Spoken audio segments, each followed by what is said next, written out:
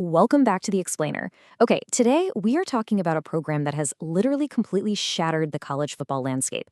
I mean, think about it. Just 1 year ago, the St Marion Nomads were this feel-good underdog story, right? They were that playoff dark horse everybody loved to root for. But fast forward to today, oh man, they are a terrifying national powerhouse. This explosive transition has been absolutely historic, and we're going to break down exactly how it happened. So let's get right into it. Okay, let's dive into this. Back in year one and year two, the national perception was entirely different. They went from being an interesting story to a dangerous playoff team. But entering year three in 2027, the narrative has totally flipped. Opposing coaches and the media are legitimately calling them a dynasty-level program. Guys, they aren't the hunters anymore. They are the hunted. Every team out there is circling St. Marion on their calendars. So, here is our game plan for today, tracking how we got here and what comes next. 1. The mid-season turnaround. 2. The rise of the superstars. 3. The defining playoff run. 4. Reloading the roster. And finally, number 5, the year 3 gauntlet. Let's kick things off with part 1, the mid-season turnaround, going from exciting upstarts to feared contenders. Now, if I had to pick one defining trait of the Nomads' 2026 season, it was pure resilience.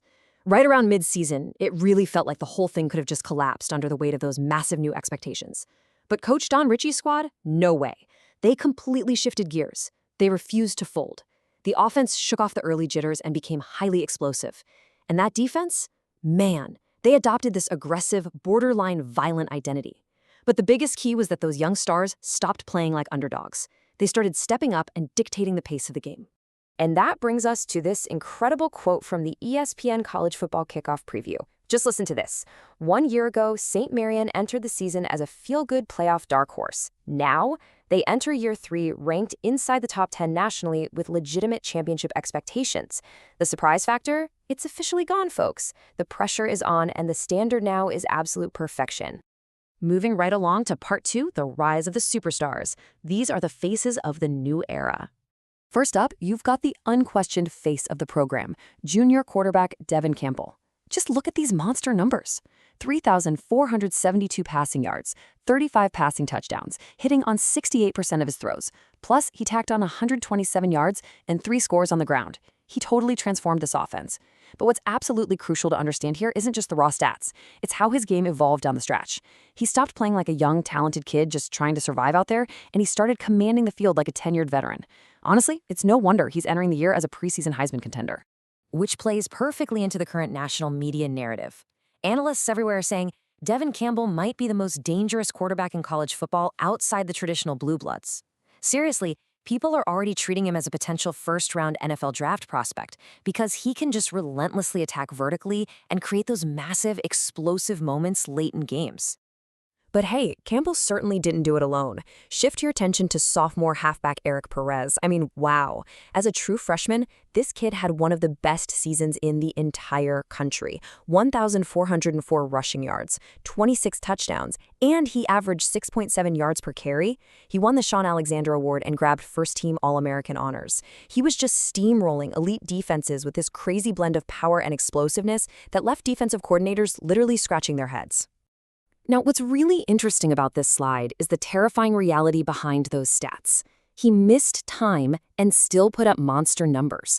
Can you imagine what he's going to do now that he's older, stronger, faster, and fully healthy? Offensive coordinators across the country already despise having to game plan for this guy. And of course, Campbell wasn't just handing the ball off. He was backed by one of the deepest, most dangerous receiving rooms in the Big Ten. It was just such a varied attack. You had Major Taylor acting as a pure home run threat with 933 yards.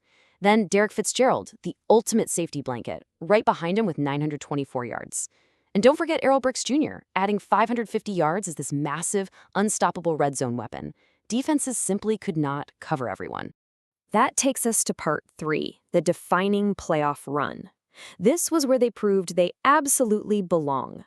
Let's walk through this timeline because this is the exact moment St. Marion cemented their elite status on national television. In early December, SMU quarterback Kevin Jennings wins the Heisman Trophy. There was massive hype around SMU, right? Well, late December rolls around, and St. Marion absolutely dominates SMU in their Heisman winner in the first round of the playoffs. 41-17, they just completely overwhelm them at the line of scrimmage. Then New Year's arrives. We get this epic back-and-forth quarterfinal slugfest with Texas. St. Marion lost 38-34, but to put that in proper perspective, Texas went on in January to win the national championship 29-28 over Auburn, meaning St. Marion pushed the eventual national champions to the absolute limit. And during that quarterfinal matchup, Devin Campbell put up this incredibly emphatic number, 341. That's 341 passing yards plus 3 touchdowns against an elite, championship-winning Texas defense. On the biggest stage imaginable, under the brightest lights, he didn't flinch. This was his true arrival. So even in defeat, the consensus across the country was unanimous. National analysts completely agreed on one core takeaway. St. Marion belongs. The Nomads went toe-to-toe with the absolute best, proving to the world that they weren't just some cute, fun story anymore. They are the real deal. Moving to part 4, reloading the roster, because all that success definitely comes with a price. The reality is, St. Marion has some serious rebuilding to do in that locker room to fill a massive leadership void. They lost some real culture-defining legends. First, Isaac Smith, drafted in the second round of the NFL draft, he was the primary communicator and emotional leader of that secondary. Then Derek Fitzgerald graduated. Replacing his 63 catches and clutch consistency on third downs is going to be incredibly tough. And then Kid Miller Jr., the absolute heart of the defense. 81 tackles, 27 tackles for loss. He embodied Don Ritchie's relentless physical edge. Replacing him is without a doubt going to be their toughest test. So how do they adapt? Well, look at Coach Don Ritchie's strategy right here. He says, you need waves of defensive backs. Instead of chasing massive, flashy superstar names in the transfer portal, the coaching staff went to work aggressively adding rotational corners and developmental safeties. They understand the brutal reality of modern playoff football. If you want to survive, you need deep, specialized talent in the secondary. And this brilliantly illustrates the terrifying influx of underclassmen talent stepping up to fill the void. Check out this new defensive core.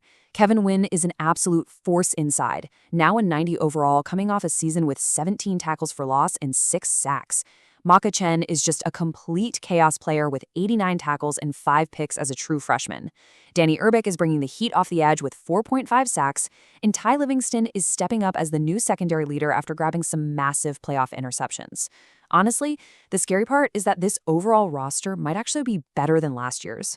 Need proof? 26. That is St. Marion's national recruiting class ranking this year. They are sitting right there in the mix, fighting for 4-star depth alongside traditional blue blood powers like Ohio State, Texas, and Georgia. They are officially building this program to last.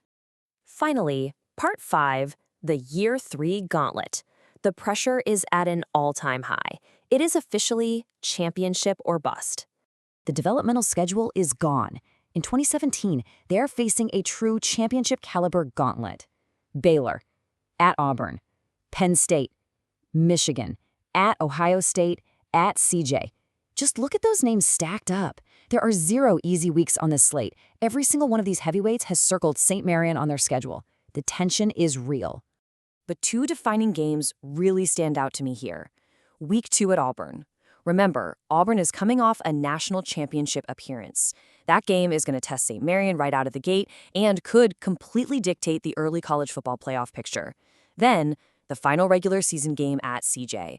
This is brewing into a massive national rivalry. It is absolutely loaded with playoff tension and bad blood between the fan bases after both programs broke through last year. So here's where we stand. The talent is real, the quarterback is elite, the recruiting is rising, and the culture is firmly established. The question analysts are asking is no longer, can St. Marion compete? No, the only question left is, when will St. Marion win a national championship? Let me know what you think, and I'll catch you in the next explainer.